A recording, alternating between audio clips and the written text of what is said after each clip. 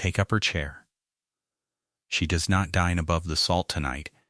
There is no fond old man left to indulge such fancies. The words came down the whole 100 feet of the great hall at Ravensmere Court, like a window thrown open on a winter night, and the laughter that followed them was worse than the words.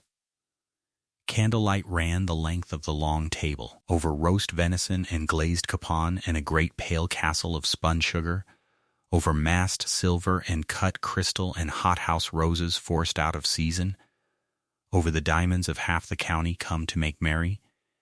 and at the head of it all Lady Millicent Ravensmere stood in wine-red silk and cold garnets,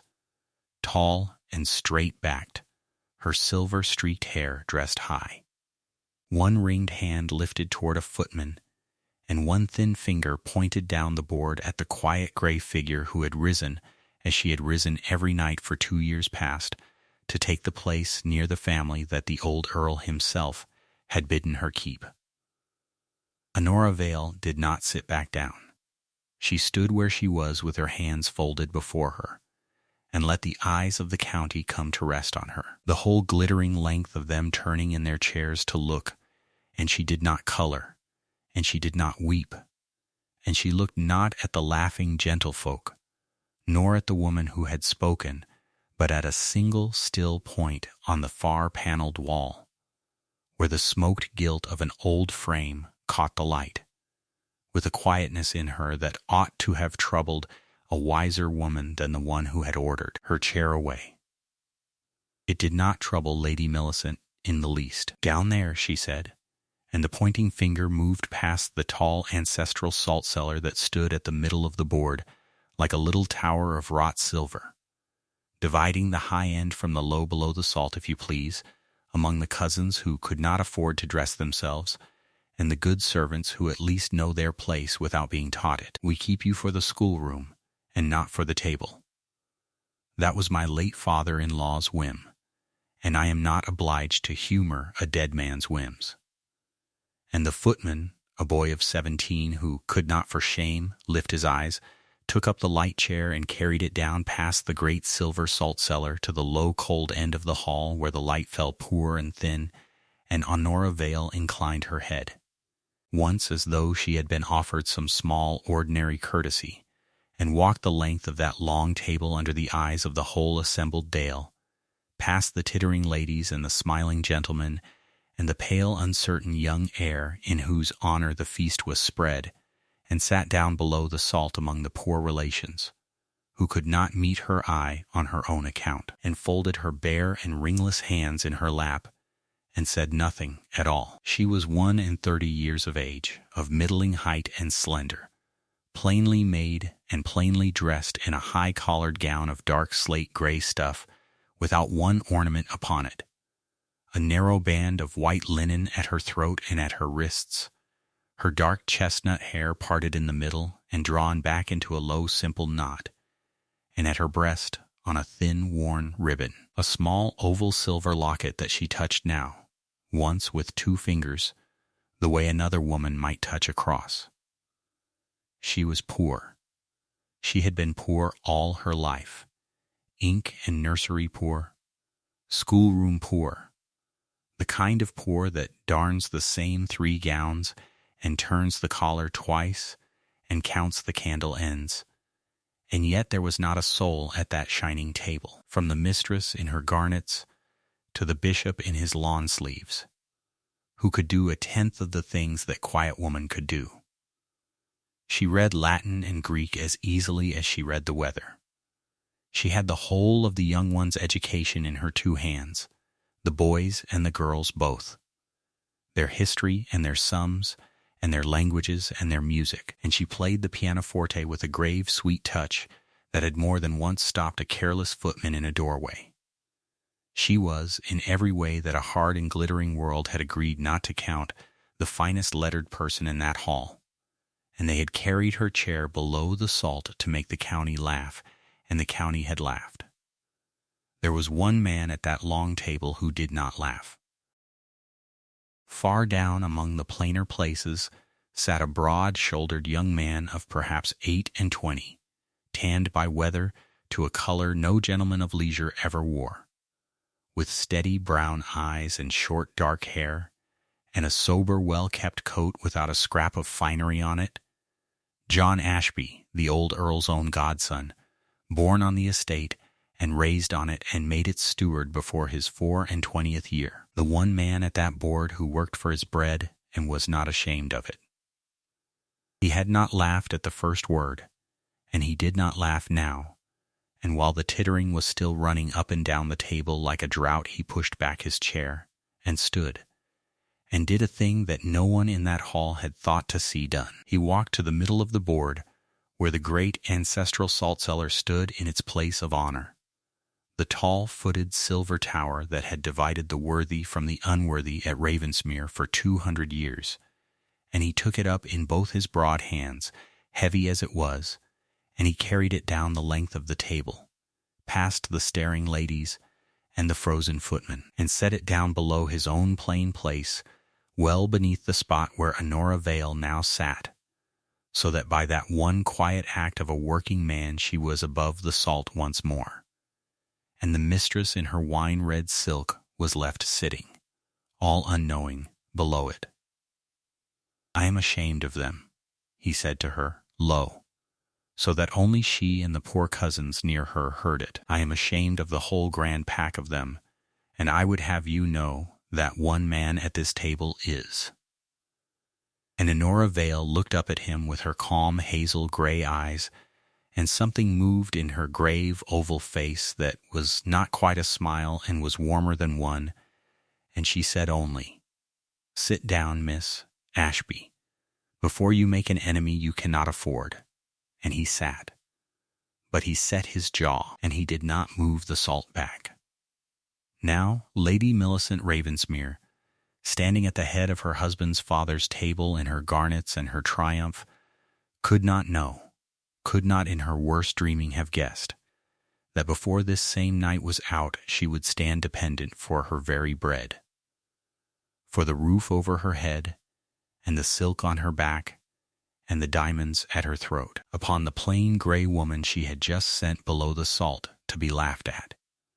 She could not know that the old Earl of Ravensmere, 6 months cold in the family vault beneath the church, was about to reach up out of his grave and into this crowded, blazing hall, and lay his own thin hand upon the shoulder of the schoolroom drudge and name her, before the whole gathered county, at the very head of his table. She thought she had won a small, cruel evening's amusement. She had, in truth, just lit the match to everything she owned. But before we go on, subscribe now and turn on the little bell beside it, so you do not miss the moment the letter is opened, and tell us in the comments where in the world you are watching from tonight, and what the hour is where you sit, for we do love to know who has gathered at our table. Now, to understand how a woman carried below the salt could rise by morning to the head of it, we have to go back past this feast and its laughter, past 6 months of a proud woman's rule, past a good old man's dying, to Ravensmere itself, and to a wound 30 years old that had never once been let heal. Ravensmere Court stood in a long green fold of the north country where the high bare moor came down at last to meadows and a slow brown river, and the Ravensmeres had held that valley for longer than any deed in the muniment room could rightly say. There was the great gray house on its rise of ground, with its mullioned windows and its ranked chimneys, and its hall 100 feet long. There was the church where the family were christened and married and buried in their turn. There were the farms and the cottages and the tenants who had been born to Ravensmere land as their fathers had been born to it. It was a great name and an old one.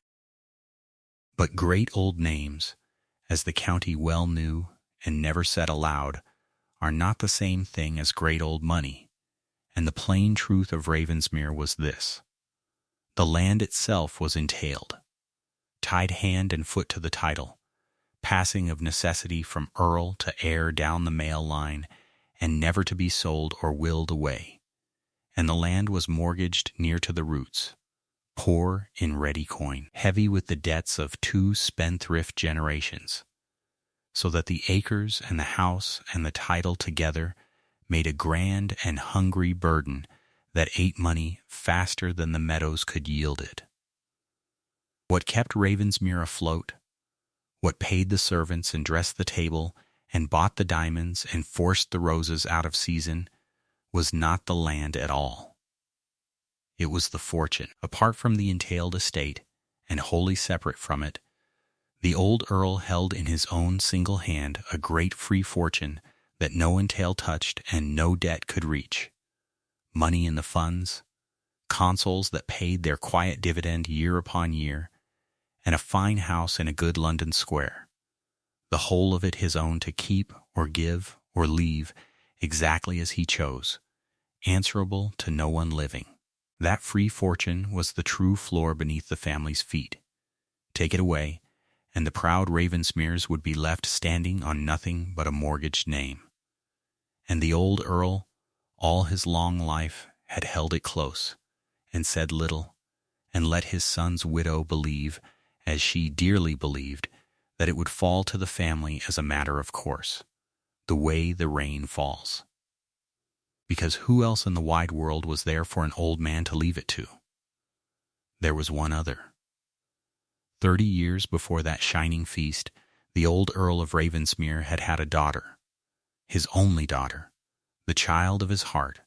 a dark-haired, hazel-eyed girl named Eleanor, with her mother's face and her father's iron will,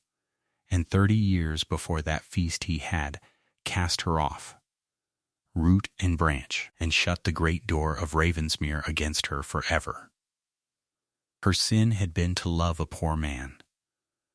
She had loved, and against her father's roaring will she had married, a scholar and a tutor named Vale, a gentle, bookish, penniless man who could give her Greek and Latin and the whole treasure of his learning, and not 1 acre nor 1 shilling besides. And for that the old Earl, in the towering pride of his middle years, had struck her name from the family Bible with his own pen, forbidden it ever to be spoken in his hearing, and turned her out of the house with what she stood in and no more. She went away with her scholar. They lived poor, and traveled where his work took them, teaching in other men's houses in other men's countries, and they died young and far away and within a year of one another, the fever taking first the husband and then the wife, and leaving behind them 1 small girl child, a daughter, not 2 years old, raised thereafter by her dead father's plain, quiet people,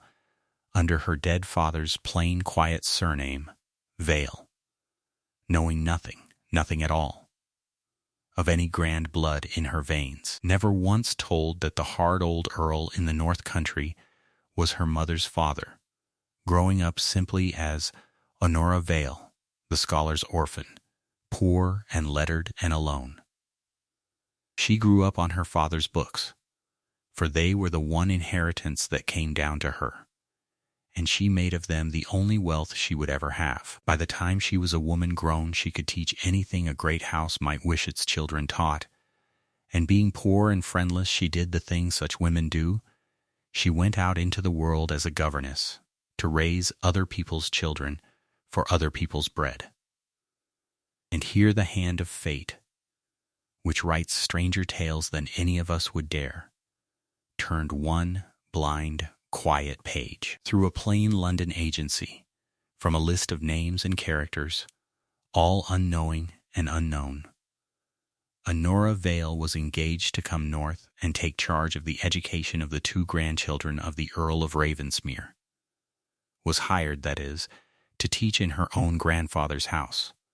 to sleep under the roof from which her mother had been driven, to walk the halls hung with the portraits of her own blood, and never to guess it.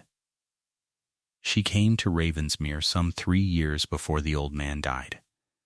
She came as a servant, and was treated as one, and set about her work. Now in those last years the old Earl was failing. He was near 70 and worn thin, keen-eyed still but stooped and short of breath, his old heart tiring in his chest. And as his strength went from him, the rule of the house passed by degrees into the hard, capable hands of his son's widow,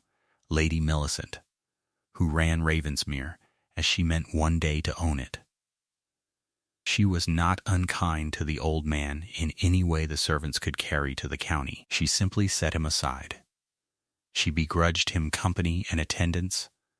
kept the household turning about her own affairs and her son's coming glory, and left the old Earl more and more to the long, empty afternoons of the very old, alone with his fire and his shortening days. And into those long afternoons, quietly, without being bidden and without being thanked, came the governess. She had a free hour when the children were at their rest, and she fell into the way of spending it with the lonely old gentleman, reading to him by the hour in her low, clear voice, the histories and the poetry his tired eyes could no longer follow. And sometimes, when he asked it, she would go to the pianoforte in the cold music room off his chamber and play for him. She did not know why the old man asked so often for certain airs, old-fashioned tender airs, a particular slow air above all that she had found in a bundle of yellowed music in the bench and taken a liking to. She did not know that they had been his lost daughter's favorites,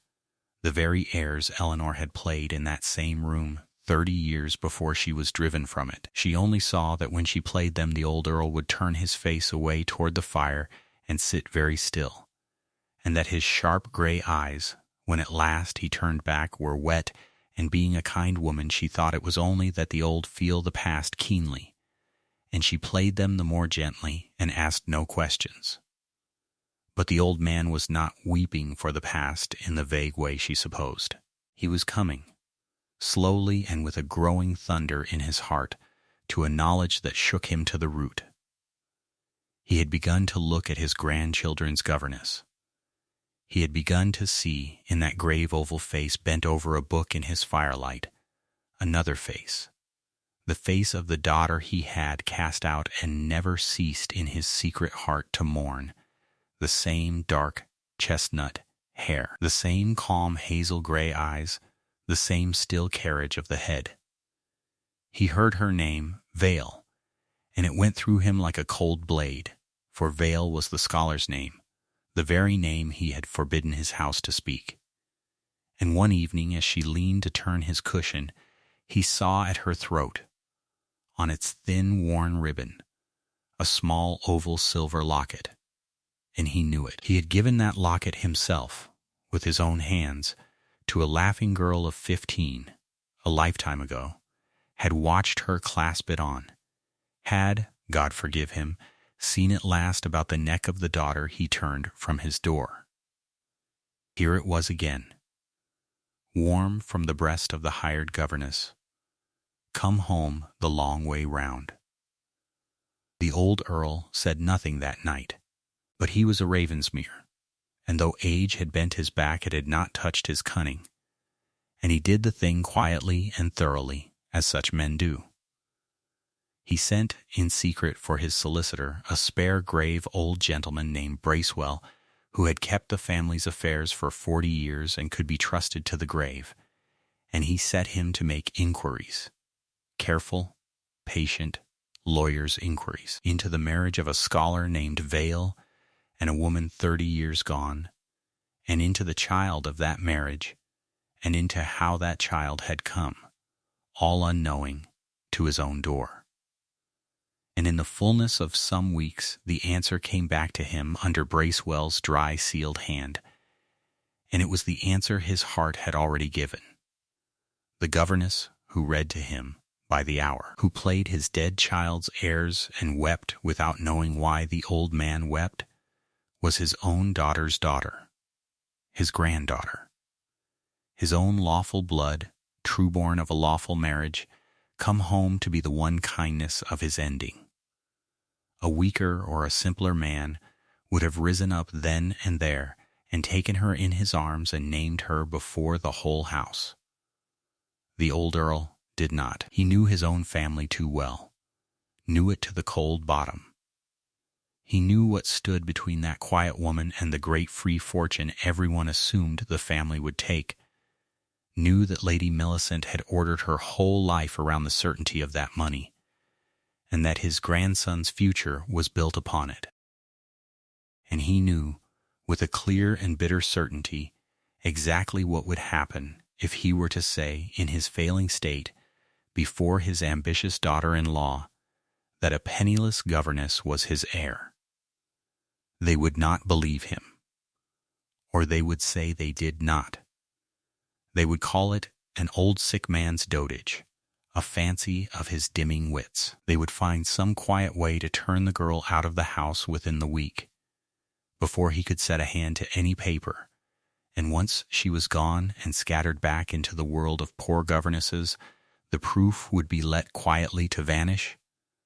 the locket lost, the trail gone cold, and the truth buried a second time as deep as the first. His pride had buried it once. His weakness, if he was not careful, would let them bury it again. So the old Earl chose the harder road, and the colder, and by far the cleverer. He said not one word to her. He gave no sign. He only loved her the more quietly for the little time that was left him, and let her go on thinking she was nobody, and turned all his failing strength to the making of a snare that not even Lady Millicent could spring. Through old Bracewell he had a new settlement drawn, and a new will, close and lawyerly and tight as a drum. He wrote out in his own thin slanting hand the whole truth of the matter from beginning to end, who the governess was and whose child, and how he knew it, and he folded into that letter the two things that turned a claim into a certainty: the genuine marriage lines of his daughter Eleanor and her scholar, proof under a parson's hand that the marriage was true and the child born in wedlock, and no man's byblow, and a small painted miniature, a palm-sized oval, of a dark-haired, hazel-eyed young woman, a portrait of the lost Eleanor at 21 that was, feature for feature, line for line, the living face of the governess who now sat below the salt. He sealed the letter and its enclosures with hot red wax, and pressed into the wax the heavy gold signet he wore on the smallest finger of his right hand, the raven crest of Ravensmere that was cut nowhere else in England. And because he knew that even his own hand and his own seal might be shouted down as the ravings of a dying man, he did one thing more. The surest thing of all, he had the sealing witnessed. He brought to his chamber the two men in the whole county whom no soul living would dare to call liars, the bishop of the diocese, white-haired and graven beyond any man's buying, and his own old physician, who had known him 40 years. And before those two he set his hand and his signet to the packet, and those two set their names beneath his as witnesses, and both of them, gravely and in writing, attested that the Earl of Ravensmere was that day of clear, sound, and settled mind, and knew wholly what he did. Then he gave the sealed packet into old Bracewell's keeping, with one last binding instruction laid upon it like a stone, that it was not to be opened in his lifetime, nor read in private after his death, but was to be opened and read aloud, before the whole assembled county, upon one particular night and no other, the night his grandson should come of age and take his majority in the great hall of Ravensmere. He would choose the hour of his own reaching back. He would speak, not into a sick room where 3 people might smother it, but into a crowded, blazing hall where 100 witnesses would hear every word before any hand could stop it. And having built his snare and set it, and told no living soul but his lawyer, the old Earl of Ravensmere laid himself down, and in the deep of that winter he died. and was carried to the vault beneath the church. And the great free fortune passed for the moment into no uncertain hands, and the county said, "What a pity," and forgot him. 6 months went by. And in those 6 months, Lady Millicent Ravensmere took the whole rule of the house into her own grasp at last, unopposed, and set about arranging the world to her liking against the great day of her son's majority. And among the very first of her small housekeeping acts was to strip from the governess every little dignity the tiresome old man had granted her. Chief of these, and dearest to Lady Millicent's cold sense of order, was the seat at the family table. It had galled her for 2 years to see a hired teacher of children sitting up near the family because a doting old man had wished it. Now the old man was gone, and there was no one to gainsay her, and she sent Honora Vale back to the schoolroom and the servants' board where, in Lady Millicent's clear opinion, such women belonged, and thought no more about it than she thought about turning a picture to the wall. She did not know. And this is the whole hinge of the tale. She did not trouble to know what night it was that she had chosen, all unwitting, for her son's grand coming-of-age feast. She had never learned, or had long forgotten, that the sour old man had fixed upon that very date for some purpose of his own, had never once wondered why old Bracewell the solicitor, and the white-haired bishop of the diocese were both of them among the honored county guests she had bidden to the board that night. They sat there now, the two of them, side by side in the candlelight among the gentry. The spare, grave lawyer with his worn brown leather portfolio at his feet. The dignified old bishop, calm in his dark clerical dress with the pictorial cross upon his breast. And they said little, and they ate less, and they waited, both of them, with the patience of men who know that a thing long promised is at last come due. And so we are come round again to the feast, and to this one appointed night, the very night the old Earl chose from beyond his grave to the 100 feet of blazing silver, and the roses out of season, and the pale young heir at the head of the board come into his majority. To Lady Millicent, in her wine-red silk and her garnets, flushed with wine and triumph, and to the plain grey woman sitting quietly below the salt, above it again now only by the mercy of an honest steward, looking at a still point on the far wall, one hand resting on the little silver locket at her throat that she did not yet know was the key to everything. The toasts were being drunk, the county rose glass in hand to the health and long life and long fortune of the young lord come of age, and drank, and laughed, and sat, and the warm, easy noise of it filled the great hall, and the sting of the low insult still hung sweet in the air, and Lady Millicent smiled her thin smile down the table at the woman she had put in her place, and it was into that warm hanging moment, as the last of the toasts died and the glasses came down, that the spare, grave old gentleman near the middle of the board quietly set down his own untouched wine, and stooped, and drew up from the floor at his feet the worn brown leather portfolio, and from it, unhurried, with the whole county's laughter still ringing off the panels, he drew out a folded packet of old cream-colored paper, closed with a round red seal of wax stamped deep with the crest of a raven, and holding it in both his dry old hands, Mr. Bracewell rose slowly to his feet in the candlelight, and turned toward the head of the table, and asked, in a level carrying voice, the company's leave to discharge the last instruction that his late lordship the Earl of Ravensmere had laid upon him. The old solicitor stood a moment in the candlelight with the folded packet held in both his hands,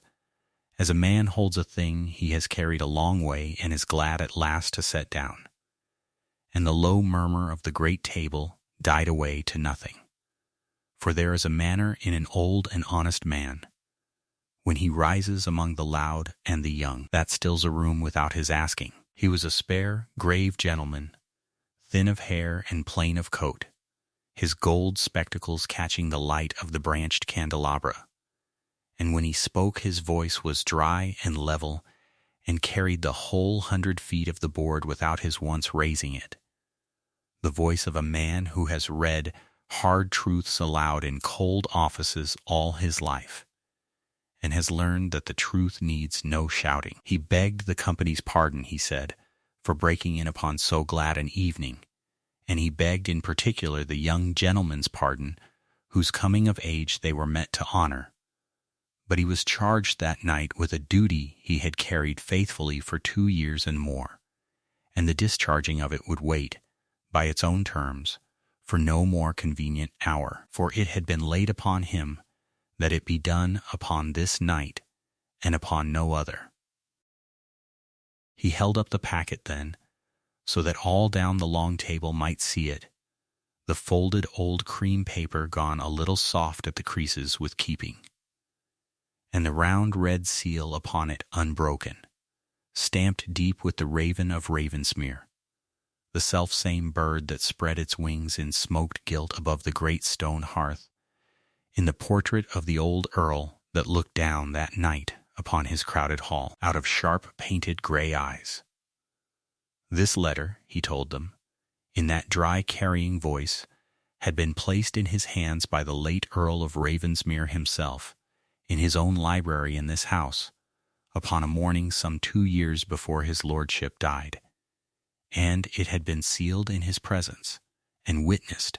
and lodged from that day in the strong box of his firm, under a plain and binding instruction written in his lordship's own hand, and entered in his lordship's own settlement, that upon the night the young heir came of age, and before the whole assembled company of the county gathered to market, this letter should be opened,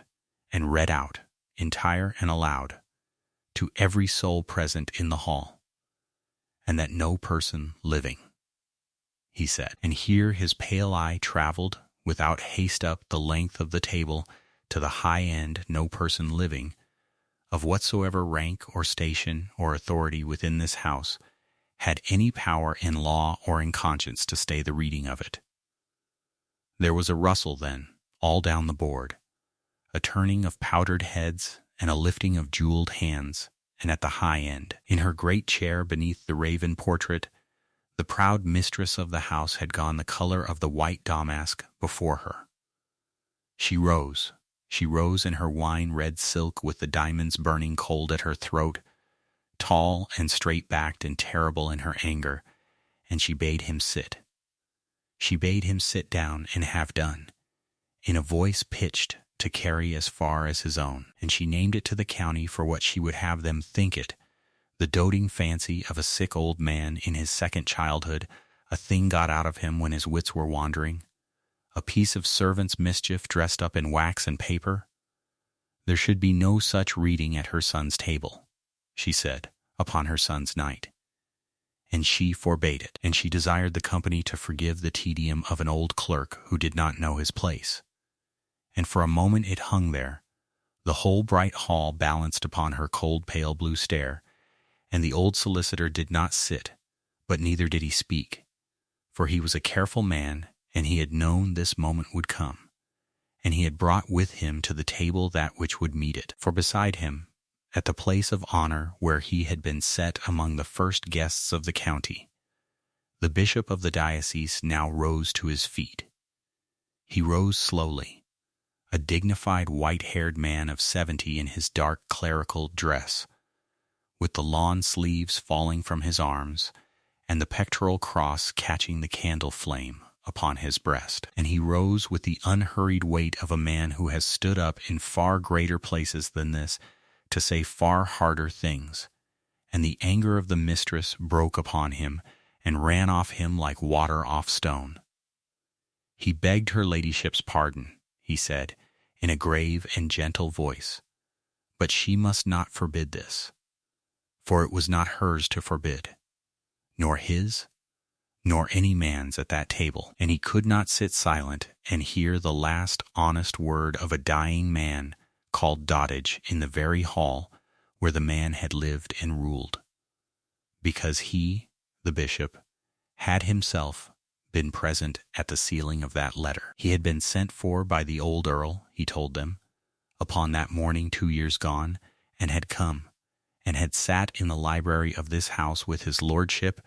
and with his lordship's physician, a second grave and careful witness now also present in the county that night, and he had watched the Earl of Ravensmere, in full possession of his understanding, clear-eyed and settled and grave as a judge, read over that which he had written, and fold it, and drop the wax, and set to it with his own hand the raven signet that he wore upon the smallest finger of his right hand, and he had put his own name to it after, as witness before God,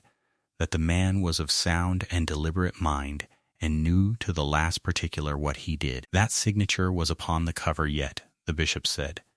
and he would know his own hand. And he would not, he said. And now for the first time the gentleness went a little out of his voice, and something older and harder came into it,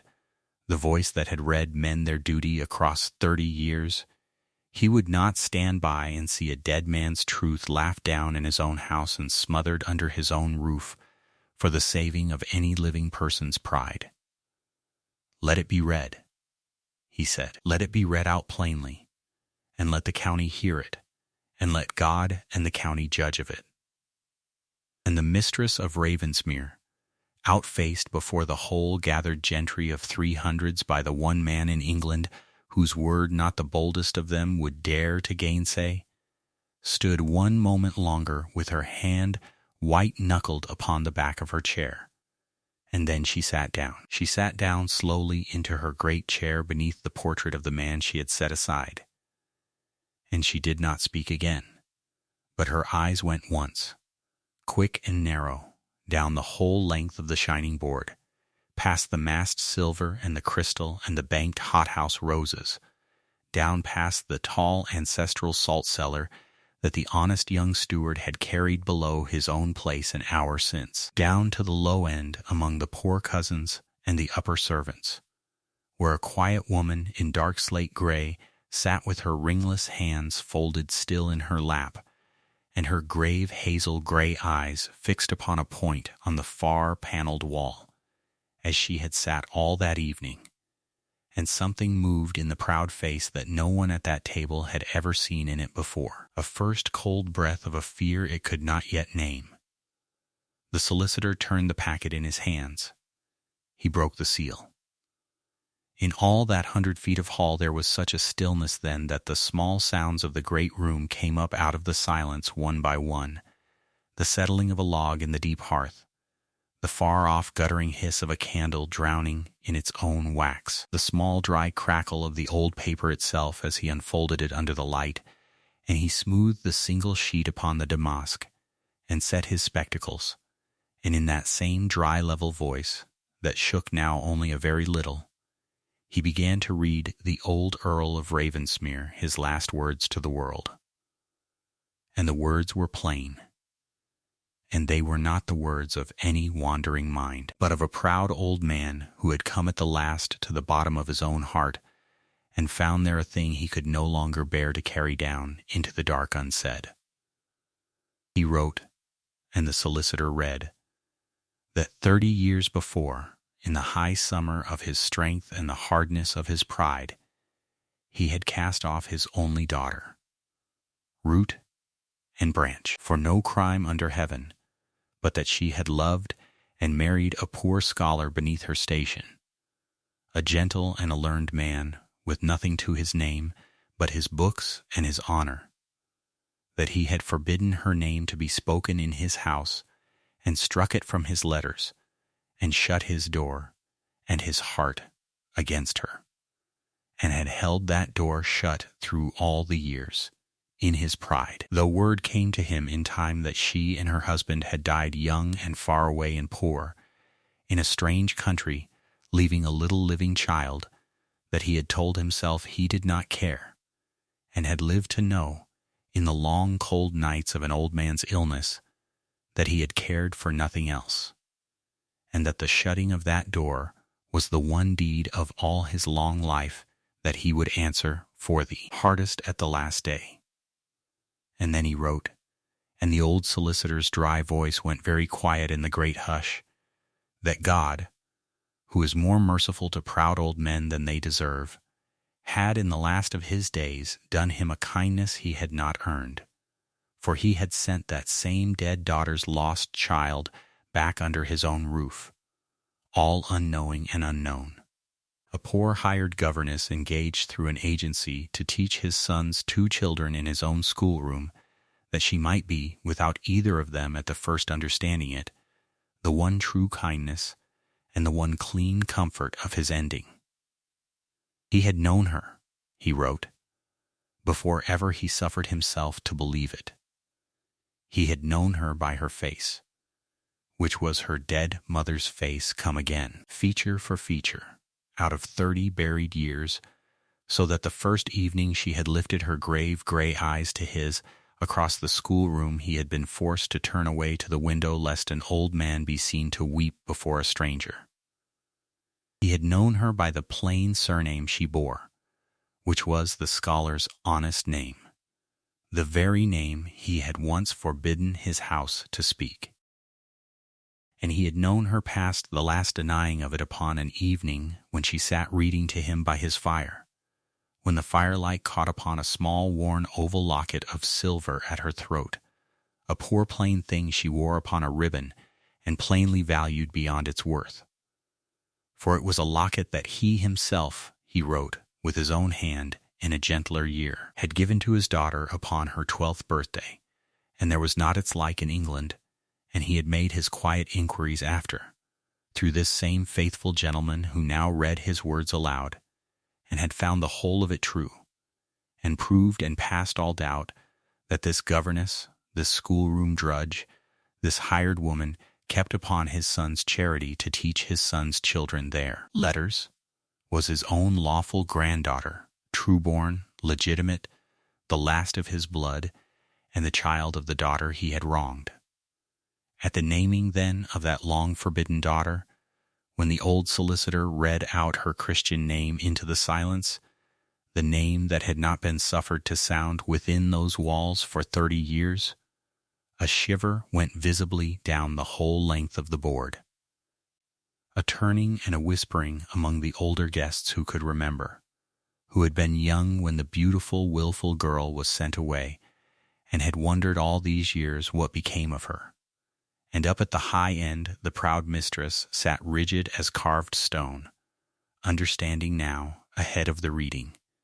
with the swift and pitiless clarity of a clever and a frightened woman, the shape of the thing that was coming down the table toward her. But the old Earl had known his own family too well, the letter went on. To trust the plain truth to their mercy while he yet lived he had known, he wrote, with the cold plain knowledge of a man who had bred them, that were he to name his granddaughter openly from his own living lips, they would find within the month some way to turn her quietly out of doors and make the proofs of her vanish, sooner than see the great fortune of the house slip its course toward a rival claimant. And so he had chosen, he said, the surer and the colder and the cleverer way. He had said not one word to the girl herself, but had loved her quietly to the end, and let her think herself only the poor kind governess who read to a dying old man. And he had set down instead the whole truth here, under his own hand and his own raven seal, and had sealed with it the proofs that no court in the land could gainsay, and had lodged the whole where no hand of his family could reach it, to be opened upon this one appointed night before the whole county gathered, so that the truth, once spoken, could never in this world be buried a second time. And here the letter ended, save for the old man's name, written full and firm at the foot in the fine slanting hand of his generation, and under it the print of the raven driven deep. The solicitor laid the letter down. He drew from the worn brown portfolio at his side the enclosures, and he named them each aloud to the county as he laid them out upon the white cloth in the golden light. Here first, he said, were the marriage lines, the true and lawful record of the marriage of the daughter of Ravensmere to her poor scholar, drawn out fair and whole and witnessed, in a church and upon a day that any man might go and see written in the register yet, so that the lady of whom the letter spoke was no man's byblow, and no natural child got in shame, but born in lawful wedlock, true-born and legitimate, a daughter of the house before God and the law alike. And here, he said, and he took it up and turned it to the candles, was the second thing his lordship had sealed within, and he carried it down the long table in his own spare hand for the front of the county to see. A small oval portrait miniature, palm-sized, in a thin worn frame, the painted likeness of a dark-haired, hazel-eyed young woman in the dress of 30 years before. And as he bore it slowly down past the high end and past the great salt cellar, and down toward the low, head after head turned to follow it, and the whispering rose, and then fell dead away into a kind of gasp. For the face in the little painting was, feature for feature, and glance for glance, line for line of the grave, sweet oval, and shadow for shadow of the calm gray eyes, the very face of the quiet woman in dark slate gray who sat below the salt at the low end of the board. And then the governess, who had sat all that long evening still as still water with her eyes upon the far wall, and who was now trembling at the last past her power to hide it, did the one thing that no man there had staged for her, and no man could have foreseen. She raised her two bare hands to the ribbon at her throat, and she drew out from within the high plain collar of her gown the small worn oval silver locket that hung there, the only thing in all the world she owned of a mother she had never known and a father dead before her memory. The poor plain keepsake she had worn against her heart since she was a child, and had never once understood, and with fingers that would scarcely obey her she pressed the little catch of it, and it opened, and she held it open in her palm toward the light and toward the front guests who leaned to see. And within it there lay a small curl of pale fair hair, bound with a thread, and set into the other half, no bigger than a thumbnail, tiny and worn and darkened with the years. There was a little painted device that she had carried against her breast her whole life long, and taken always, in her ignorance, for some small pretty bird, a robin or a wren such as a mother might have chosen for a girl. And it was a raven. It was the raven of Ravensmere, wings spread, the same bird to the last feather that was driven into the red wax of the broken seal, and painted in smoked gilt above the great hearth, and cut into the gold signet on the smallest finger of the old Earl's right hand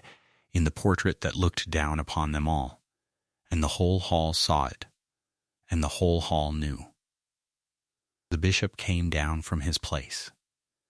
He came the length of the table in his lawn sleeves and his grave authority, and he took up into his own hands the letter, and the seal, and the little painted miniature, and last, most gently, from the governess's own trembling palm, the open locket, and he stood beneath the great portrait itself,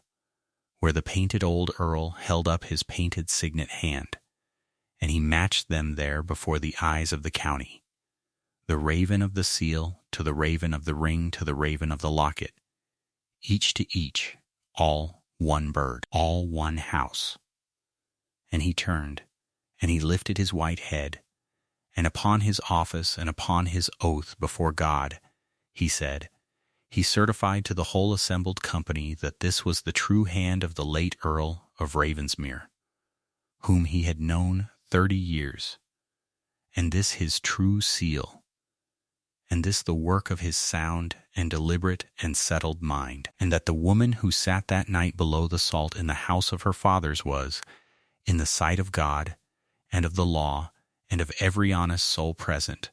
that man's own lawful granddaughter and the last true child of his blood. Then the old solicitor took up the settlement and the will, and read out the dispositions, and the sting of the thing came home at last, cold and exactly as the careful old man in his grave had shaped it. The title, he read, in the ancient entailed lands of Ravensmere, the acres and the manor and the name, passed of necessity, as by their entail they always and only could, to the young heir whose majority they kept that night, so that the governess took from the children she had taught and loved not one rood of ground nor one stone of the house, and would not, by her grandfather's own careful hand, so much as seem to reach toward what was the boy's by right of blood and law. But the whole of the unentailed fortune, the reed the solicitor on into the terrible stillness, the funds and the consols and the moneys in the 3%, the great free capital and the good house in London, the whole of that vast quiet river of wealth upon which the mortgaged and land poor estate had floated all these years, upon which the proud family's every carriage and diamond and hothouse rose, and 100-foot board of massed silver was in plain truth kept afloat, the old Earl had left, wholly, freely, and past the power of any man to break, to his lawful granddaughter, and to her heirs forever. And there was written further, the solicitor said, a particular instruction in his lordship's own hand, and he read it out word for word into the hall, that upon the first night the truth of her was known. Wheresoever she should chance that night to be seated, his granddaughter was to be raised up and led to the head of his own table and set in his own chair at the very head of the board, as his blood and his heir and no man's servant, that all the world might see her seated where she belonged, which was, to the letter and the inch, the cold and deliberate and perfect answer, framed 2 years before by a dying man who had guessed his family to the bone, to the woman who upon this very night had ordered that same granddaughter's chair carried down below the salt for the county to laugh at. And the proud mistress of Ravensmere understood it whole, in that one stroke, sitting rigid in her great chair with the diamonds gone cold and dead at her throat, understood that the very bread she ate and the very silk upon her back and the roof above her proud head were not her son's at all, nor hers, but were and had always been the free gift of that quiet woman below the salt, that she was become, in the turn of a single candle's hour, wholly and utterly dependent for her state and her comfort and her daily bread upon the schoolroom drudge she had that night set beneath the silver to be mocked. The smooth family attorney, who had sat white and speechless through the whole of it at the high end, was asked across the table, man to man, whether the thing would stand, and he wetted his lips, and he said, in the voice of a beaten man who will not for his own honor lie about his trade, that it would stand, that it was the cleanest and the best witnessed instrument he had met in 40 years at the law, that it was unbreakable, precisely and exactly because a careful and an honest old man had built it slowly and deliberately in his right mind, and a bishop of the church had sealed and sworn to it, and that there was not a court in the kingdom that would let a word of it be shaken. And so they led her up. The old solicitor gave her his arm, and the young steward drew back her chair, and the quiet woman in dark slate gray rose up from below the salt and walked the whole shining length of the great board of her fathers, past the massed silver and the banked roses and the risen, staring, silenced county, up to the high end and to the great carved chair beneath the raven portrait, the old Earl's own place at the very head of his own table. And there they seated her, at the head in the light of all the candles, with the painted eyes of her grandfather looking down upon her at last content. And the little sister she had taught, the fair slender girl of 12 in her white muslin and her blue sash, broke from her place with a small glad cry, and ran the length of the hall, and caught her governess's ringless hand in both her own, and would not let it go. And the plain, honest young steward, the old Earl's godson, who alone of all that company had risen an hour before and carried the great salt cellar down for a poor woman's dignity, and murmured that he was ashamed of them, came quietly and stood at her side at the head of the board, saying nothing, needing to say nothing, and there he stayed. Now the law would have suffered her, had she willed it, to turn the whole proud house out of doors into the winter road with nothing, and half the county at that table, remembering the chair carried below the salt, sat waiting and half hoping to see her do it, and no man there would have called it more than justice. But she did not do it, for she had walked that estate 3 years, in all weathers, on foot, upon the errands of a poor governess, who was reckoned by the great house as little better than a servant, and she knew every tenant family upon it by their names and their children's names and their troubles. And she knew what the county did not trouble to know, that the old farms were mortgaged near to breaking, and that another year or two of the tight, proud, grasping rule of the great house would have foreclosed the lot of them and turned the cottagers off the only ground they had ever known. And so the very first use she made of the great fortune that was fallen to her was to lift those mortgages clean away, every one, and set the old farms free and safe upon their acres for good, so that the poor people whom the proud rule would have ruined were, by the coming of the schoolroom drudge to her own, saved. She kept the house whole and its comforts untouched for the 2 children, who were her own young cousins and blameless of all of it, and she loved them the better, not the less, for what she now was to them. And upon the proud woman who had set her below the salt she laid neither the winter road nor the empty hand, but settled upon her instead a decent fixed yearly competence, enough and no more, and the use of a good comfortable house in the county town, enough to keep her in quiet dignity all her days, and not 1 penny past it. And she asked of her, she did not command it, that the family be received once openly at Ravensmere, that the whole county might see the long matter closed cleanly and without blood or bitterness before them all. And so it was that some months after, upon a bright cold afternoon, the tall proud woman who had lifted her chin above the silver salt cellar was handed down from her carriage and in at that same great door as a guest, and was received in the hall of her humbling with a grave courtesy, and was given her tea with her own hands by the woman she had shamed before the county, and was made, gently and before witnesses, and to the very dregs, to drink the whole lesson down. Of all that proud household the new mistress of Ravensmere took to her heart with a warm and a glad hand only 2. The young pupil who had always loved her and had run to her the length of the hall in the hour of her naming, and the plain honest steward who alone had been ashamed that night, and had moved the salt for her sake before ever he knew or dreamed what she was. And in the slow and gentle turning of the years the dale grew well used to the sight of those 2 walking the estate together, hat in hand and content, and thought no worse of either for it, and in the fullness of time thought a very great deal the better. And the old Earl's last letter, and the marriage lines of the daughter he had cast away, were mended and pressed and set behind glass in the great hall itself, upon the very wall where the cut-off daughter's portrait had never once in 30 years been suffered to hang, and beneath them, where every visitor to the house might read it out, was set the whole plain truth of it, so that the name a proud man had once forbidden his house should never again in this world be lost. For rank may seat the worthy below the salt for a while, and settlements and diamonds and the loud laughter of a great table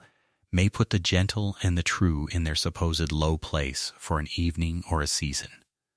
But the truth of who we really are is kept safe, in the end, not in the herald's painted roll, nor in the iron deed-box of the proud, but in the patient and faithful hands of those who trouble to write it down plainly and to keep faith with it against all the long years. And it waits there, however long it must wait, for the one honest hand that will not let it be buried. If this story moved you, be sure to subscribe and turn on notifications so that you never miss our next tale of quiet dignity and worth proven at last before the whole assembled house. And tell us in the comments what you would have done, standing in the governess's place, received the proud woman who mocked you as a welcome guest at your own table, as she chose to do, or shut the great door against her for good and all. And let us know where in the world you are watching from, and what the hour was when you finished this story. And join us next time for the tale of a widowed music mistress turned away from the door of a great house on the very morning of its grand ball, and the one faded dance card at the bottom of her workbox that would unmake a duchess before the first waltz was played.